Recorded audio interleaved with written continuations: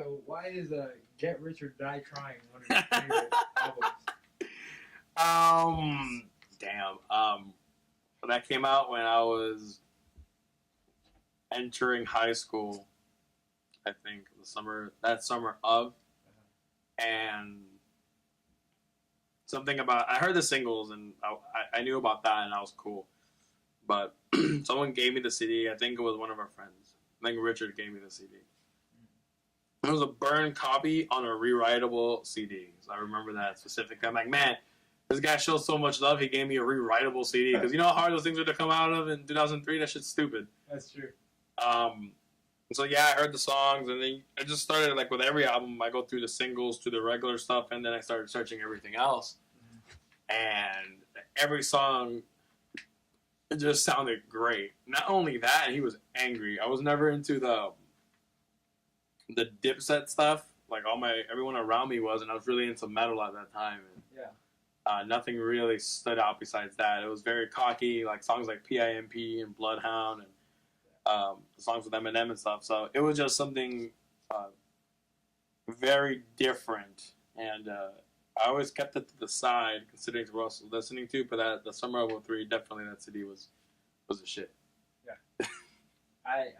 I'm very much with you that I wasn't into Dipset either, because their shit just really didn't pop off. Man, I think I was like the only one. Like apparently everybody was really into I don't understand. Jewel Santana's bandana. You've seen how I look when they show like old TVTs of Dipset shit. I'm just people in just huge fucking jerseys and awful shorts. I don't understand what happened. No appeal. So what did you think about the song 21 Questions? I remember the only thing I remember about that song is they played it like towards the end of middle school prom, and we were trying to get one of our friends to dance with some chick because he was really talking about it. Fat Chris, he knows who he is, and she didn't let him. She didn't want it. I got the consolation prize of dancing with her friend. I didn't want to, but it was there awkwardly available, and that's all I can remember from that song. And the stupid fat kid loves cake line. And you kind of forget that Nate Dogg was on it because the song was like so corny. But it was a ballad. It's like, yo, through the 9 bullet holes and muscles, he has a heart. Somewhere deep there, he has a heart of some sort. I was about to ask you, like, how much do you think him getting shot 9 times made an impact on his career? I don't think it made an impact. I think the movie made it seem like it made an impact.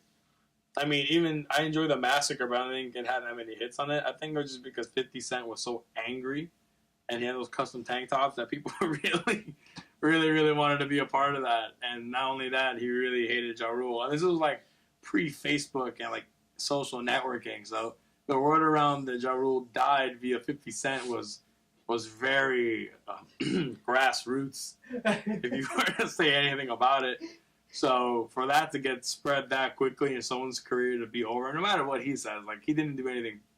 He did a couple songs, I remember past that, but 50 Cent single-handedly came in from 03 like to 07. He did his time, he made his money, he bounced with a vitamin water check. So that was about it. That's very, very true. Get Rich or Die Trying is really anything that I remember from that like period. As far as rap, I didn't do much exploratory shit. No, I don't think. Well, the mediums weren't there for that. And from 2000, why do you think it was so successful? From 2001 to 2002, there was nothing good. It was just bullshit. I mean, Ja Rule had songs with Ashanti. That's all I remember from that era. But I was listening to other artists, non-rap stuff, which now I remember. That's all I was consumed with throughout middle school. Usually, if an album like cracks through, you know, the mainstream of everybody, when you had songs on pop radio, like in the club, you're really gonna affect everybody. That's true. And those other Dipset guys or some other colloquial New York rappers just didn't have that. So besides the Jay-Z's and whatnot, I think that was about it. That's very true. None of those other people went pop or could go pop. No, I mean, 50 Cent started pop.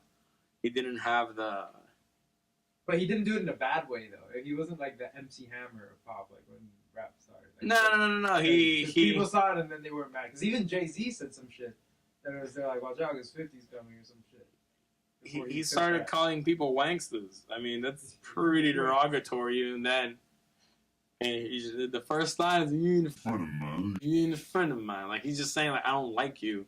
When you have that woman with a G-Unit sweatpant entering the little bodega, and you see the ass cheeks just like that, that's dumb.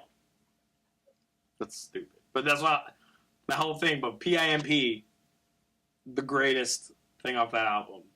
I don't care what anybody says. It's the greatest. Even the remix is great with Lloyd Banks and Snoop Dogg. Yeah. But the music video, seeing that as a 13-year-old kid, I'm like, yo, I want an all-white getup. Like, an all-white getup, you'll tells people that you're like, I'm about this right now. That's so true.